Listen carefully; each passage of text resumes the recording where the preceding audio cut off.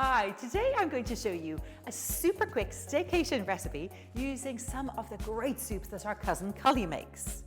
So whether you're camping, caravanning, or renting a little holiday cottage, these are some super recipes turning a really simple bowl of soup into a meal in just a matter of minutes. Today, I'm going to use the Cully and Sully chicken broth and turn it into Asian noodles with prawns, coriander, and lime. So I put the Cully and Sully chicken broth into a saucepan and brought it up to the boil. Now I'm going to add in some prawns, lovely, and bring it back up to the boil. So once the mixture comes back up to the boil, add in some noodles. Noodles are cooked, turn it off the heat, and add some lime. And it's ready to serve.